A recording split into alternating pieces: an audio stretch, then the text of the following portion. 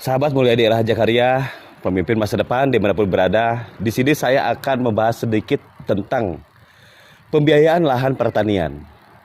Bisa sektor peternakan atau perikanan.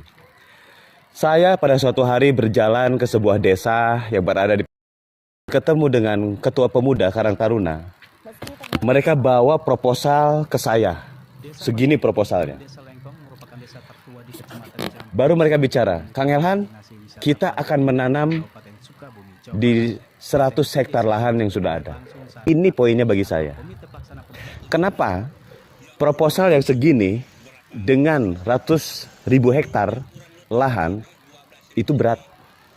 Mereka cari sponsor sampai ke negeri Cina, ke Arab Saudi, bahkan ke tokoh-tokoh investasi.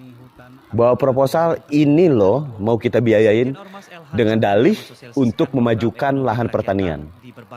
Menurut saya itu kebalik dengan konsep bangsa Indonesia. Leluhur sudah mengajari kita untuk gotong royong. Itu berada di dalam falsafah Pancasila, di dalam Undang-Undang Dasar 1945. Saya akan buka.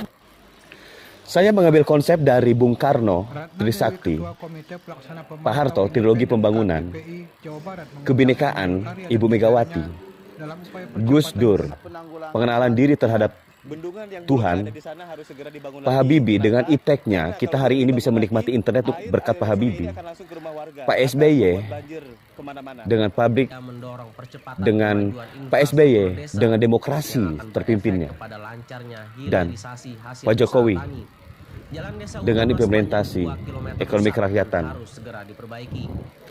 Kenapa berujung di Pak Jokowi saya sampaikan? Karena Pak Jokowi, di era Pak Jokowi lah muncul PT Perorangan. Di mana PT Perorangan itu adalah bagian dari proses pendewasaan bangsa ini. Di mana setiap orang dihargai, memiliki NIB, nomor induk berusaha. Konsep gabungan dari semua rezim, konsep gabungan dari semua pemimpin bangsa ini, saya jadikan konsep tersebut untuk pencalonan DPD saya, yaitu Public Private Partnership for People. Karena people di sini adalah orang langsung, petani langsung, nelayan langsung, pekerja UMKM langsung, pengusaha langsung, people. Sementara ya sekarang cari di Google boleh, Pak Jokowi sudah melakukan public private partnership untuk pembiayaan mega project, PPP project disebutnya. Nah, saya ada public private partnership, ada people-nya, berarti itu masyarakat langsung. Kenapa saya harus sampaikan? Karena dari kemarin banyak yang bertanya, apa sih konsepnya Elhan ini? Konsep saya adalah gabungan dari trilogi pembangunan. Konsep saya adalah gabungan dari Trisakti, trilogi pembangunan, bahkan ada konsep koperasi. Bung Hatta membangun koperasi, koperasi membangun. Ekonomi kerakyatan berazaskan Pancasilaism, Public Private Partnership for People. Karena itulah, konsep itulah yang cocok untuk bangsa ini, yang didirikan atas dasar keanekaragaman budaya, suku, bangsa, dan bahasa. Jadi, sampai hari ini banyak yang nanya, konsepnya apa Kang Elhan? Public Private Partnership for People. Untuk pembiayaan lahan pertanian itu nggak usah bicara ratusan hektar, ribuan hektar nggak usah. Mulai dari 1 hektar. Bagaimana cara membiayainya? Kita gunakan crowdfunding, kita gunakan crowdfunding, fundraising.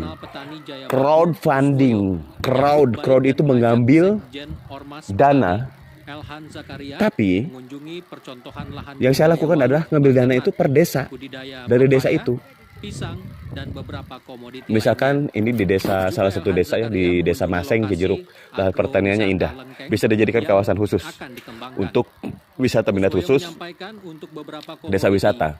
Juga ada lahan yang mau ditanam, nggak usah bicara ratusan atau ribuan hektar, 1 hektar dulu. Bagaimana cara membiayainya? Contoh, kita akan menanam singkong dengan modal 12 juta rupiah untuk 1 hektar. 12 juta itu dari mana nyarinya? Bukan minta kemana ngamen melalui proposal, bukan. Gotong royong tapi masyarakat itu sendiri. Baik kepala desa, BPD, orang-orang desa, tokoh-tokoh masyarakat yang ada di desa. Kumpulkanlah 1 juta dari 12 orang itu. Begitu terbentuk, baru legalisasi muncul. Koperasi punya aset 1 hektar. Begitu. Itu konsep yang saya jalankan. Itu konsep yang saya lakukan. Coba pikirkan jika di tempat Anda ada lahan yang memang terbengkalai. Bagaimana cara mengaktifasi atau menghidupkan lahan itu dengan public private partnership for people. Metode pembiayaannya melalui crowdfunding dan fundraising. Nggak berat, nggak usah kita nunggu uang dari langit, dari Arab, dari Cina, nggak usah. Kita mulai dari diri kita sendiri dengan skup yang kecil. Desa. Suka tidak suka, percaya tidak percaya, siapapun pemimpin bangsa ini sekarang berbicara soal desa. Disitulah melanjutkan program dengan public private partnership for people.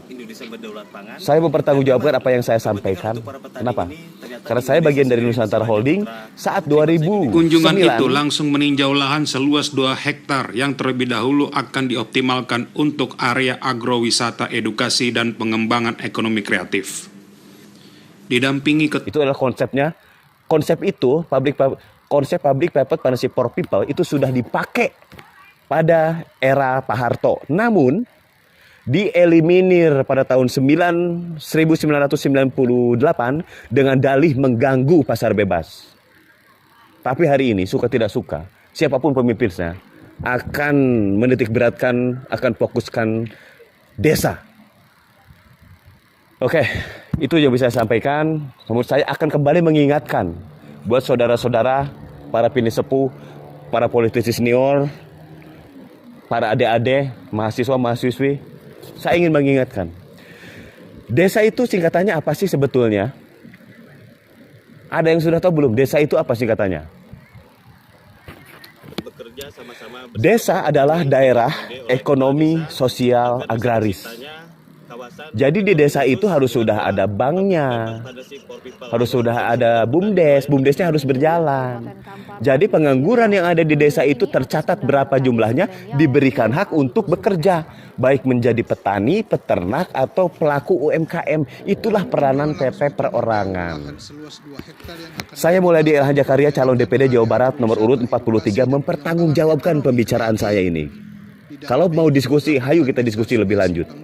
Bagaimana saya bisa membiayai lahan-lahan di beberapa titik? Dari mana uangnya? Bukan dari langit, dari Cina, bukan. Tapi dari orang-orang sekitar itu. Ini akan terjadi. Sebentar lagi saya akan ke Indramayu. Di sana ada penanaman 1 hektar. Dari mana bisa ngambil uang itu? Ya dengan crowdfunding dan fundraising. Makanya salah satu program saya adalah ya meningkatkan pertanian. Karena petani adalah prioritasku. Ya, untuk lebih lanjut, DM saya, hubungi saya, dan kita bisa diskusi. Tapi kalau melihat dari waktu pencoblosan DPD kan 14 Februari itu kan sudah pencoblosan, sudah pemilu. Makanya saya di beberapa wilayah dan sampai hari ini di video ini pun saya sampaikan bahwa program Sekjen Petani itu tidak hanya sampai 14 Februari. Duduk nggak duduk saya tetap berjalan untuk masyarakat. Ya kalau saya sampai duduk ya itu satu berkah. Tapi kalau pun nggak duduk saya tetap berjalan.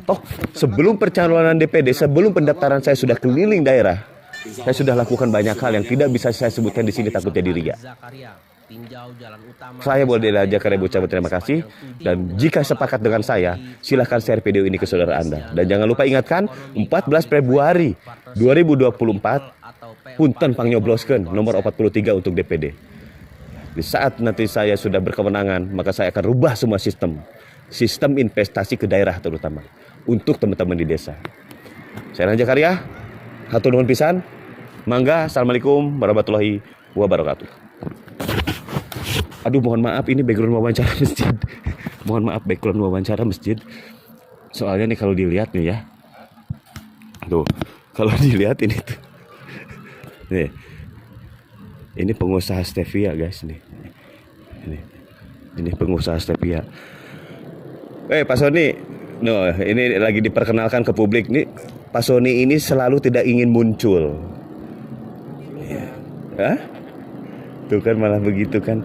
Tapi dia ahli perbankan internasional untuk investasi. Saya nggak usah cerita banyak. Oke? Stevia guys.